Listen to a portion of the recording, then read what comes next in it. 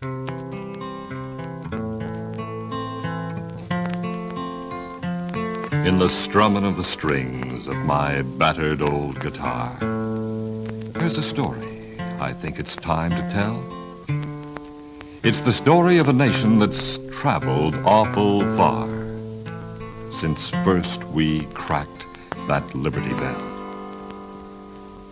I still recall the echo of Yankee rifle fire back in April of '75, how the little bridge near Concord swayed 'neath the Yankee ire on the march to keep liberty alive.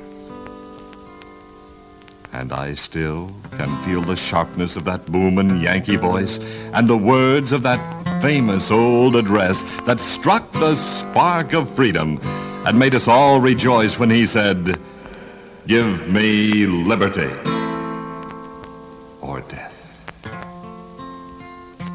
I saw the star of Texas dripping blood from western skies, heard the roaring of the guns at Alamo, saw Jim Bowie, Davy Crockett, heard the fierceness of their cries as they laid the men of Santa Anna low. I was there another April, back in 1861, when the stony streets of sturdy Baltimore saw the Massachusetts troops fall 'neath the rebel guns, and the gutters ran blood of Civil War. Then I saw the western wagons rumble slowly across the plain, heard the music round the campfires in the night, saw the flash of flaming arrows, heard the war whoop, felt the pain when Custer's men were crushed by savage might. And I watched the towns and cities sprouting from the rich black soil, a nation built by men of every race. I watched it grow and prosper, heard it laugh and sweat and toil.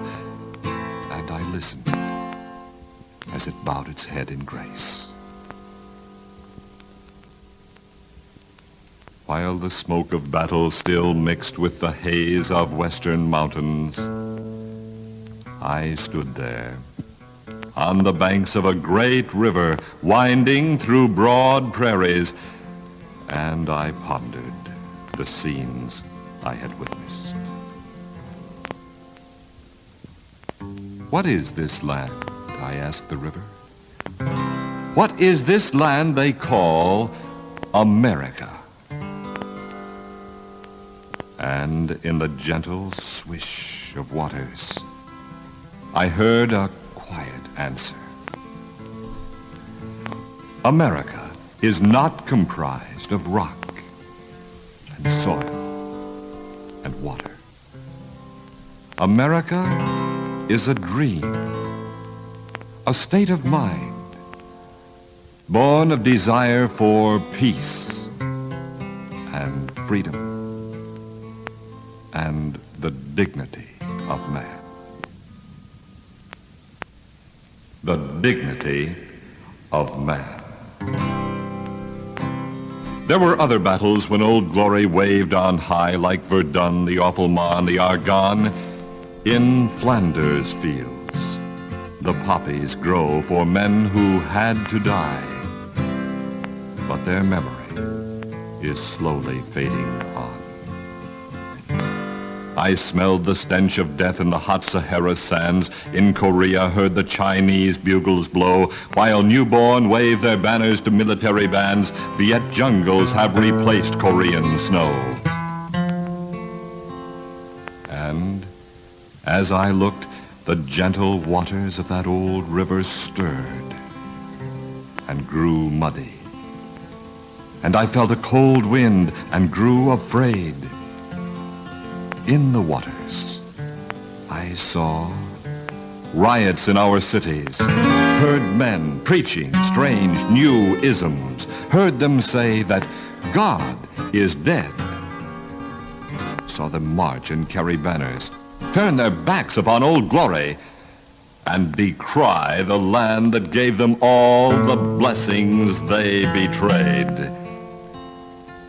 And in my fear I ask, is this the end of the dream that was America? In whisper of the waters, I heard the words of a humble prayer rising from the depths of forests, from the streets of teeming cities, from the hamlets and cornfields, and I saw a common man, soiled and weary from his day of toil. A common man and weary, yes, but one who knows of dignity and one who knows of freedom. And he knelt there in a fresh plowed field in the fading light of sunset, and the prayer was mixed with the chime of church bells. Thou God of the ear of corn, and the top coat of the wheelchair, and the giant stadium of the millionaire and limousine, and urchins crying in the streets, thou God of the black man, the white man, the yellow and the red man, the quiet church, the atom bomb, the ice cream cone, the opera, and of all things that are America. Keep this land as you intended, a God-fearing land for men of all races, for men of all creeds, for men who believe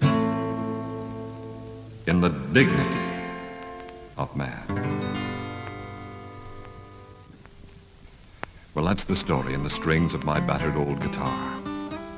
That's the story I thought it time to tell.